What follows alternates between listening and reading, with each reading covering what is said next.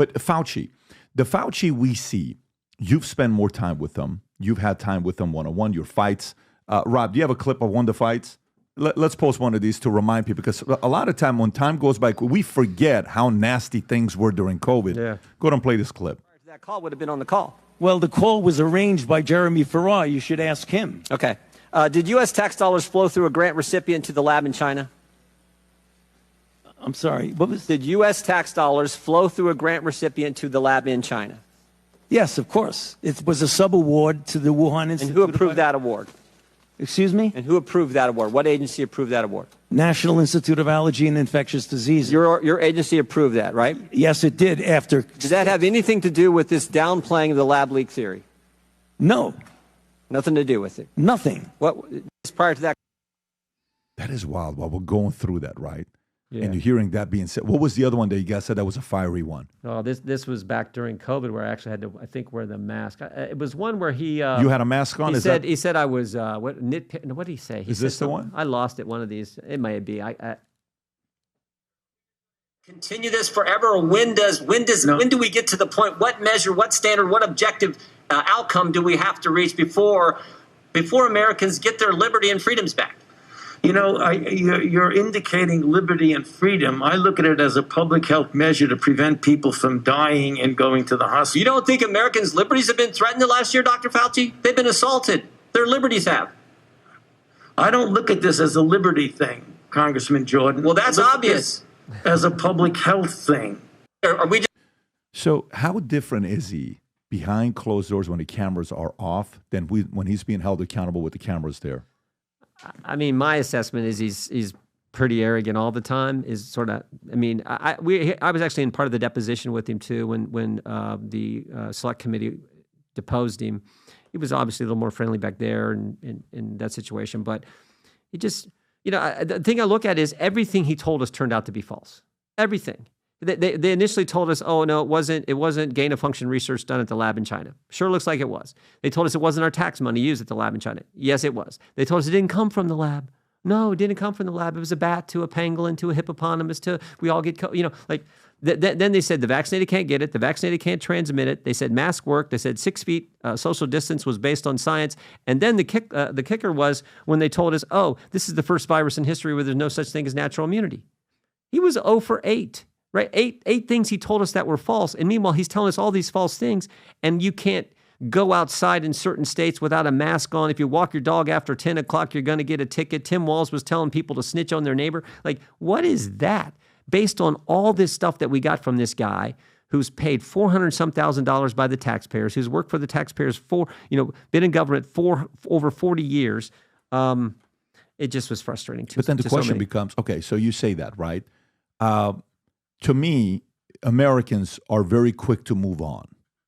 Look how they forgot about it. You forgot that your kids didn't go to school for a year and a half, and little kids, 2, 3-year-old kids had masks on, couldn't breathe, and the teachers will put it back on.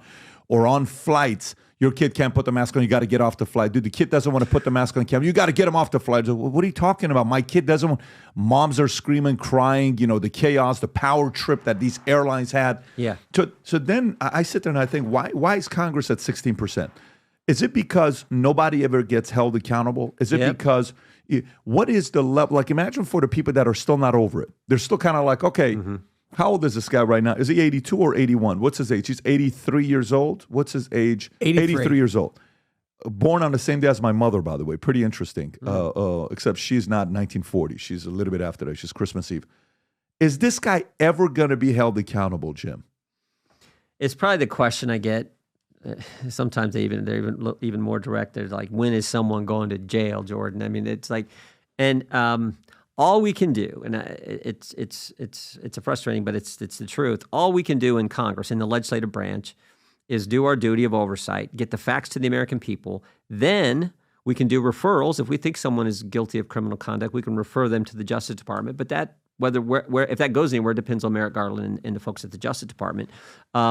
We can also propose legislation that would help, fix something or do that. We're the legislative body, but we can't prosecute or indict anyone, and it's frustrating for the American people. But that's where we. So what we try to do is get the facts out. Now, sometimes just the facts will make a difference.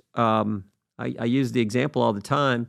Remember 2 years ago, if you remember when the Department of Homeland Security was going to, they began to establish the Disinformation Governance Board, as if some bureaucrats can tell us what we can say, what we can't say. I mean, it was like crazy. What's misinformation? What's disinformation? What's malinformation? All these crazy terms again. And we made a big stink about that. I bet you talked about it. And all kinds of conservative folks around the country were talking about it. And long story short, the Biden administration, well, we've decided to cancel the Disinformation Governance Board. And it's because we made a big, like, that doesn't square with the First Amendment. Another good example was the IRS used to have agents make unannounced visits to American citizens' homes. And Danny Warfall, the commissioner, announced a year and a half, 2 years ago that, oh, we're gonna stop that. We're concerned about our agents and blah, blah, blah. And I'm like, the reason you stopped is because we caught you. Literally, when Matt Taibbi was testifying in front of our committee, the IRS, on the Twitter files, come in front of our committee. While he's testifying, the IRS was knocking on his door. I mean, you talk about, and there's not one person I've related this story to. It was big news at the time. No one thinks that was just a coincidence. That was just happened. Everyone thinks that's the government trying to chill speech. It turned out they actually owed Taibbi money. The IRS did, but I mean, they're knocking on his door while he's testifying in front of our committee. So that they no longer do that. So there's some progress. I mean, I talked about GARM, some other things we're doing, but as far as people being held accountable, it is frustrating to the American people. I understand it, but you got to have a Justice Department. In your opinion, nothing's going to happen to Fauci, based on what you're saying. Yeah. So he's going to, okay.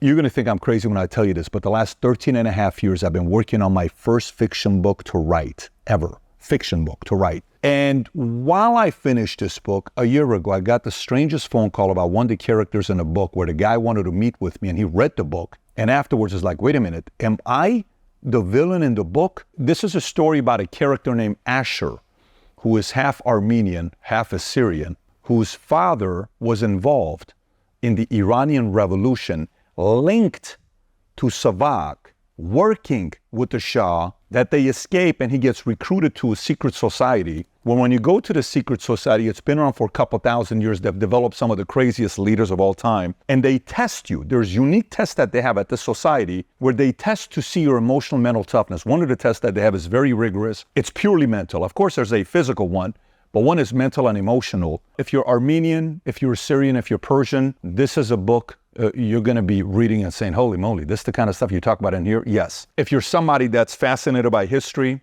this is a book for you. Characters. There's a technology that this society, secret society, builds where you go into a vault. I won't spoil it for you. When you go down, they have a technology where you get to sit down and watch and have a 3-4 hour conversation with Tupac.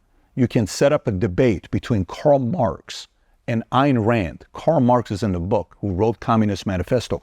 Ayn Rand, who wrote Atlas Shrugged, is in the book. Marilyn Monroe explains the concept of seduction and sex in the book. When you read the book, it's about development of the next leaders in the world and how they do it and how they've been doing it for many years. And it's also about how to prevent the end of civilization and how this organization goes about doing it. So, I've never written a parenting book before, but if I ever wrote a parenting book, this is the closest thing to it because it's all mindset, a lot of crazy stories. Again, 13 and a half years. Trust me, I told myself I will not publish this book until I sell my insurance company and I'm fully disconnected from it, where it's no longer my responsibility 100%. When you read this, if you're a creative person, if you like fiction books, if you enjoyed Atlas Shrugged, or if you enjoy Divergent, if you like books like that, I think you're going to enjoy reading this book. It's the creative side. Business books is very easy. Here's how you do it. Here's how this how it works. This is very creative. If you haven't placed the order yet, now you can order it on Simon & Schuster, Amazon. I'm going to put the link up below somewhere here, maybe even in my profile. Go order the book and read it. I've never written a book where I can't wait to read your reviews to see what you think about this book. So I'm going on this wild journey and we have some plans with this book here.